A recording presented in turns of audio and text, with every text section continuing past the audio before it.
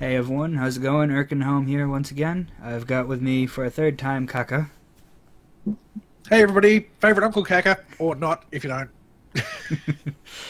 Alright, so we've got a third battle from when you were Oz champion is Frank Underwood. This time you're going against Rusty.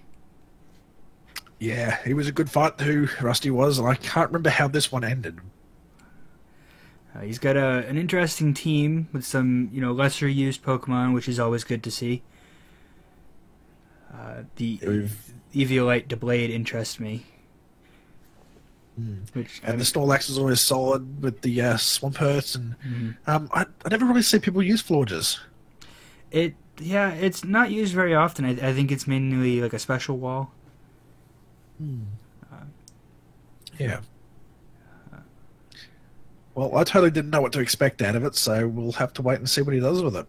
Sometimes that makes for the more interesting battles. It does. Yeah. Alright, so why don't we get the battle started and we can find out what he's got planned for you. Sounds good. Alright, start in 3, 2, 1, go. So we can pretty much expect by now that we're going to see me leading with the Cloyster as per usual. It's been a really good, solid workhorse for me. Alright, so we see he's starting with the Crocodile. That's going to break my Focus Sash regardless what happens there. But ground type, it's going to eat a nice lance. It'll probably kill the Crocodile at this point. Oh, that crit. Ouch. And he goes down. But, in some sense, that could be the Crocodile's job done. So we see the shiny Deblade. It is very pretty, isn't it? The Honedge and Deblade and Aegislash are three of my favorite shiny Pokemon. Especially the I Aegislash. can't see... I don't say I have actually a favourite shiny. Maybe Greninja. I just think it looks good. But everyone likes Greninja. I don't know. Greninja is a good shiny as well. You see here, you get the 2 layers of Toxic Spikes off this time. Yeah, that's really dangerous. Because that's going to make that Cloyster really lethal. Ooh, I do nothing on it. Absolutely nothing. Yep. So for those of you not too familiar with Toxic Spikes, 1 layer puts on a poison, which is consistent damage every turn. 2 layers of Toxic Spike puts on a toxic poison, which the amount of damage increases every turn. Exactly. It starts about 1/16 instead of 1/8, but then it goes 1/16, 1/8. It goes up from there. So you're on basically a 6-turn clock at best. Now, we brought Bob in here because we know this Stoneblade is stacked with a couple layers of Swords Dance and doesn't really have anything that's going to hurt Bob too badly, considering I also have the Leftovers recovery there as well. So I'm pretty happy to sit in here and just set up and do my job.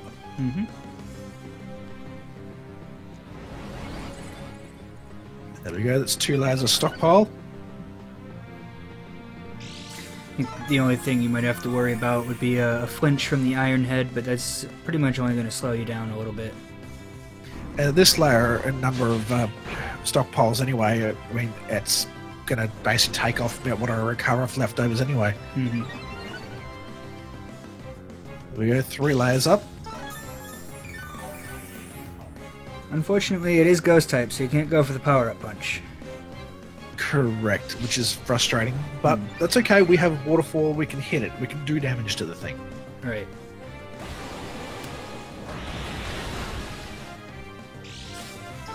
It might just take me a while. It'll take a little bit, but you'll get there eventually. Exactly. And I think it's pretty clear that you'll be able to outlast the Deblade. So it's remains to be seen how long he wants to sit in there for as well. Because he's going to go down, I'm going to probably go up on average here. I should recover more off Leftovers. There we go. So he blinks first and out goes the Doublade. And in comes the Florges. Shiny as well, nice. But it is now toxic, so it does not have long.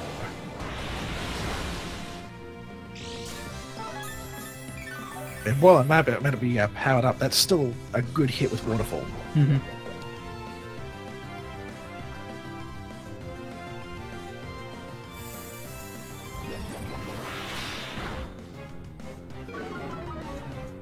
Special attack drop, not really going to make a difference.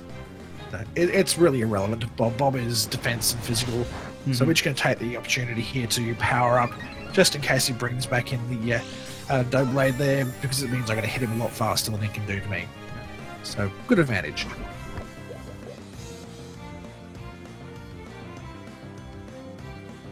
Toxic is building up and doing its work there.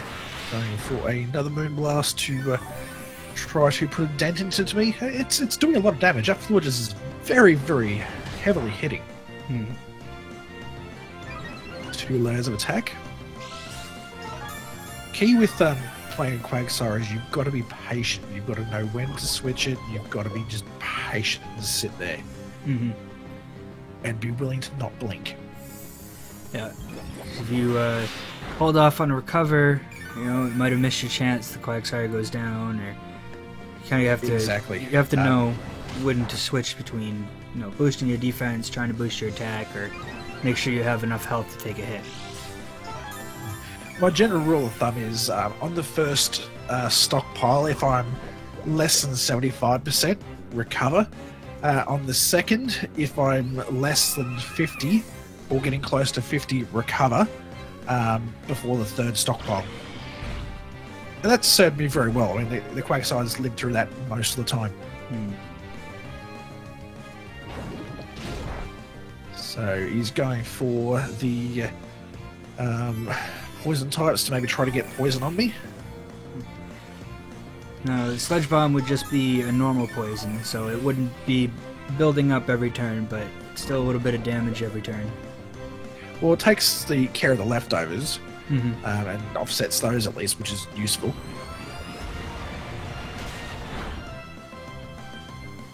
But this is just a fantastic example of how good a set of toxic spikes can actually be. Your entry hazards, they're always useful, whether they're stones, whether they're spikes or toxic spikes. You get them up there, they will do work for you. Oh yeah. So he's kind of going through his entire move pool trying to find what's going to do more damage to you. But unfortunately, I'm at +3 defense, +3 special defense. I've got the bulk. Bob is not moving in a hurry.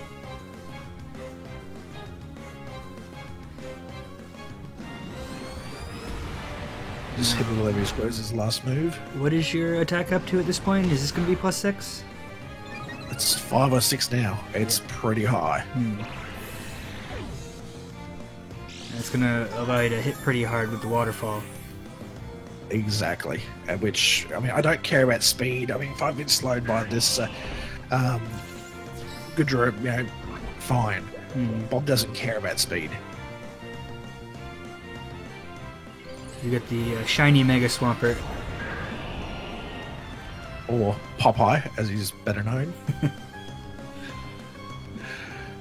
Eats his can of Mega Swampert spinach. That's the Battle of the Waterfall.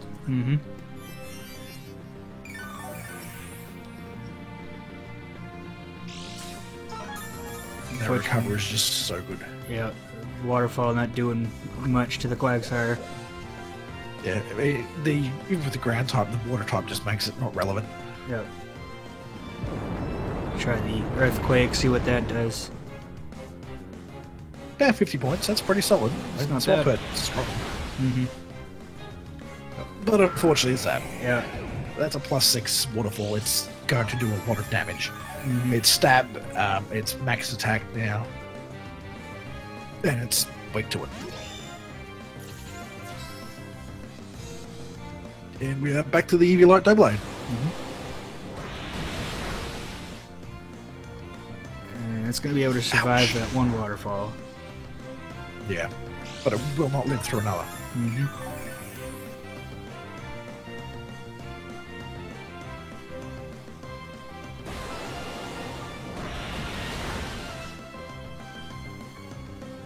And the crit there at the end just to make sure.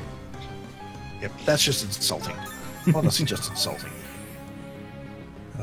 The thing I love about Bob is just every time he does a move, the way he opens his mouth, he's all like, "Hey, Bob!"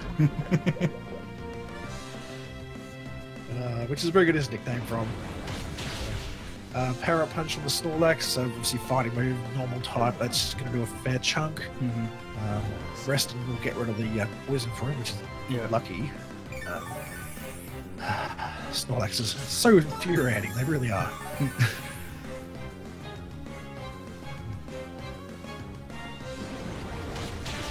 Now, we didn't have a berry to wake him up, so I'm guessing there might be a sleep talk set in here. Most likely. Sleep talk. There we go. Yeah, you just use rest. Yep. Unfortunately, that's the nature of sleep talk. You know, you don't always get what you want. You can try sometimes, but you just won't find you're still asleep. Yeah. To paraphrase the Rolling Stones. There we go, and the waterfall does 2/3 of a Snorlax. And there we go. So the perfect example of the terror that Quagsire can be. I swear that Quagsire brought me to about an 80% win rate over that event. It was brutal, truly brutal, much higher than I really wanted to achieve, and much higher than I hoped to achieve this year. I hope to achieve a much lower win rate. But I mean, Frank's rule with battling was what he really wanted to see is he wanted people to show him good battle skills, show him a challenge, win or lose.